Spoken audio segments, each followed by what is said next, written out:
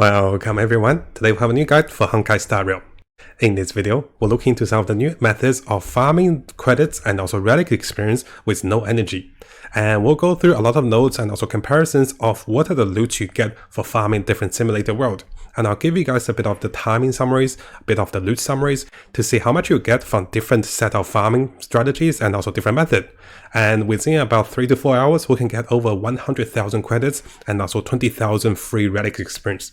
And this is really good because you can get your relics to level 9 from level 0. You can also get a lot of credits which you'll be needing after level 40. Now I'll be trying to provide you guys with additional tips and also ways to run faster in each of the runs, and also what are my picks to get faster progress for each of the farm. And we'll also be looking into other ways of getting more credits in Star Rail, because I don't want to burn you guys out, so we want to list all the ways you can get more credits into Star Rail. So you can see there's a lot of other ways you can get more credits. So this way you have multiple options of getting more credits in the game and also getting more free loots. Now similar to our previous video, all the notes over here will be posted onto a new website for Star Rail guides. And the first thing I want to have a look at for this particular guide is the amount of loot you get for defeating the simulated world boss. So this is one of the example. Notice over here after defeating the world difficulty 2 boss, I was able to get 7 lost light dust, and I also got over 3,000 credits. And you can do this multiple times a day. You also get a bunch of other rewards as well, and this is a really good way for free-to-play player or any players with a free time to farm in Star Rail. Now in order to provide you guys with more summary, I have decided to try out different simulated world to see what loot you get. Well, the first one is the easiest. So if you come over to the simulated world, you can see that you have multiple choices. So let's come over here. We can see that we can start with simulated world 1. And this is by far the easiest. I'll show you guys one of the examples very soon. You can see the level over here. If I move myself, it's level 16. It is very straightforward and you get minimum loot. But as you go higher in the world, you get additional loots. And as you go higher into the difficulties, you also get additional loots. And this is why over here, I decided to give you guys a few of the examples to see what you get. So if you're doing the basic simulated world 1 without any difficulty, it takes about 3 minutes to finish the whole run. And what you get is, you get 1 elite monster and also you get 1 boss. You can see that after 3 minutes, we get about 1,100 credits. We also only get 1 lost light dust. Now in case you guys are wondering, the lost light dust are the items over here and they provide 100 relic experience each. They might not seem a lot, but as we look further, we can see that at World 6 difficulty, it takes me about 10 to 15 minutes to run this difficulty. I get about 6,000 credits and we get about 10 lost light dust. So right away, this is 1,000 lost light dust. And this is actually a 1,000 experience for the relics. So this is actually not bad. You actually get 3 of the loot monsters, so 2 elites and also 1 boss. You can see the summary of the information of the loot over here. I decided to provide you guys with everything by testing it out. And finally, if you're doing World 3 and also World 4 on difficulty 2, which is unlocked after level 40, you'll be getting additional loot, but this will take longer. So notice the time difference for me. It takes me about 10 to 15 minutes for World 6. It takes me about 12 to 20 minutes for World difficulty 2. And over here we can see the difference in credits. We get about 6,600 credits compared to 6,200, and also we get about 3 extra lost light dust.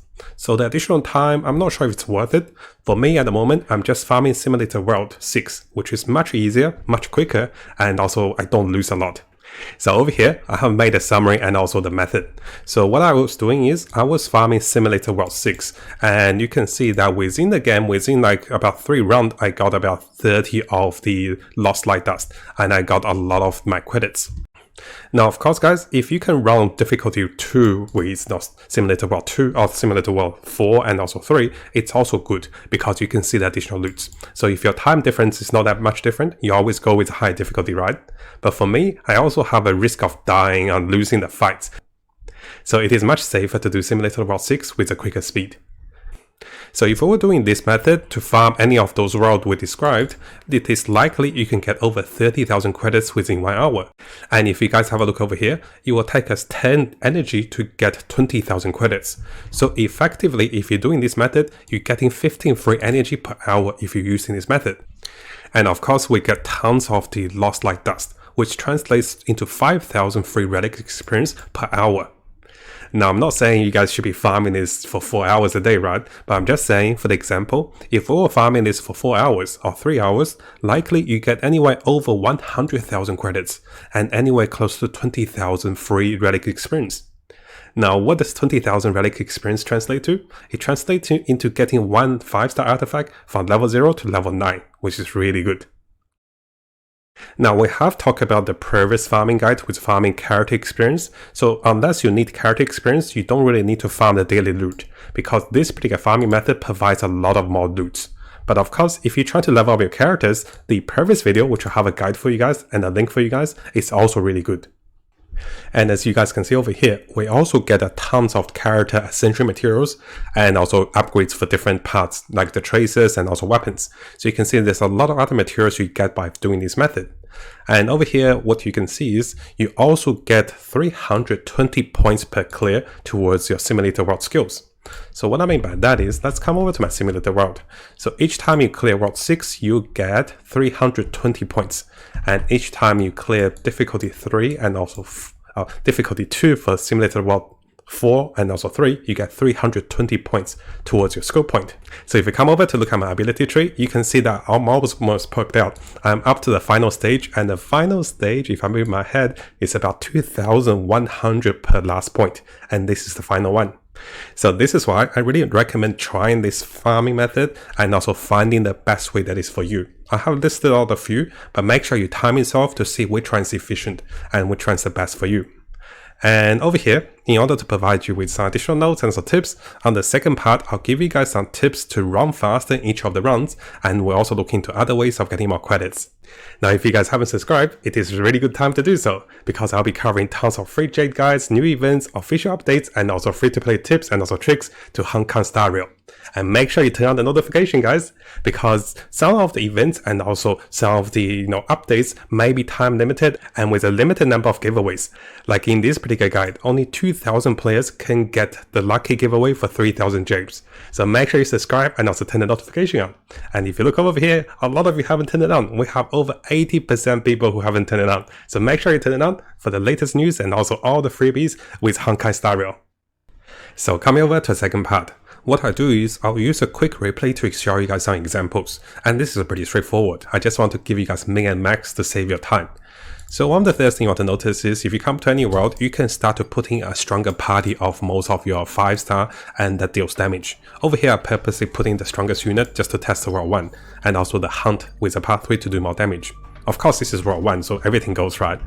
The first thing is you'll be fighting. I'll actually take down the bonding a little bit. So notice that right away, usually you attack monsters, right? But what I recommend is you pick some cards, you unlock your pathway, then you ignore the monsters. Most of the monsters that's in the pathway, you don't have to fight them. You just have to fight the one at the end. And this is pretty straightforward.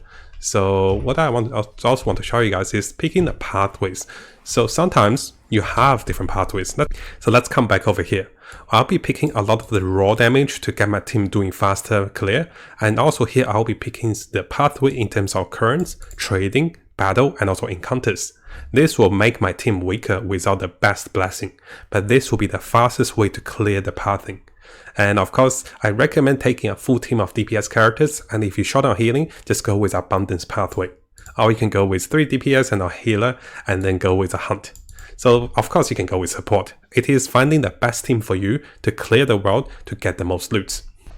Now, one of the biggest things I want to stress out is that while you're farming in this particular method, you really want to kill the final boss. Notice here I'm doing world 6 with all 4 of my characters that deals damage. Notice one of my characters already died with Yanqing, simply because I couldn't sustain them enough. So make sure, guys, you have a team that can clear the final boss. Because if you do not clear the final boss, you actually lose out pretty much half of your loot. So by clearing her, I get a ton of loot over here. And this is the biggest highlight of farming each of the world. You want to clear the boss. You don't want to lose to the boss. Now, of course, guys, I'm not trying to make videos and so guides to burn you guys out. I know this might seem very crazy if you're farming over 4 hours to get those amount of items, right? They don't seem a lot, but eventually those add up. So if you do have free time, it is okay. But I want you to enjoy the game at your own pace, and there's no need to rush. You don't have to do all the no energy farming and also routes, because this will burn us out. So over here on the second part, I want to show you guys there's other ways to get more credits. Now the first one, of course, is to get more credits for energy. So here you can spend 10 energy for 20,000 credits. I don't recommend this one because you can always go back to this method. Within 10 minutes, you get 6,000 credits. So I don't recommend this one, but I'll still list it out. Other ways is that you can be getting 5,000 credits from daily missions. We can get about 18,000 credits from the daily assignment. What I do want to highlight is, if you come over to the daily assignment, which is over here, so you really want to get the characters that provide you with a bonus. Notice that with a bonus, I get 10,000 more. So you want to select the right characters with a bonus. This is very important. And after that, if you look into daily trainings for the daily task, you also get over 44,000 credits. So you do get a lot just for playing the game. Similarly over here, if you have a good supporting character, you can be getting 10,000 credits a day. I do think it's capped at 10,000. And after that, even though it says 60,000, but that's the maximum cap. After that, we can get about 170,000 credits a week from the Headers Weekly from the Simulator World, which you'll be farming a lot.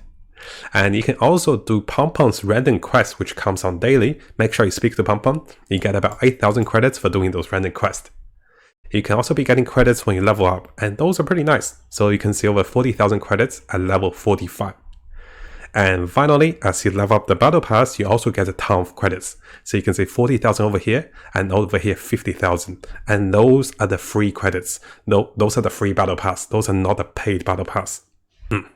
So let me know what you guys think about this new farming method for getting more credits and also more Relic experience. And if you have other ways to play the game and also to get more of the game without spending money or spending energy, let us know in the comments below as well. Now, in case you guys didn't know, we have a new website for Honkai Star Rail. So over here, you can see the active codes, my guides, also my written notes, and also the latest official news, and also banners that is coming, and also that is available in the game. We'll be also updating for the live events and everything that's related to Honkai Star Rail. So make sure you click the links below the video to come over to our website for more guides, tips, and also free codes on Honkai Star Rail.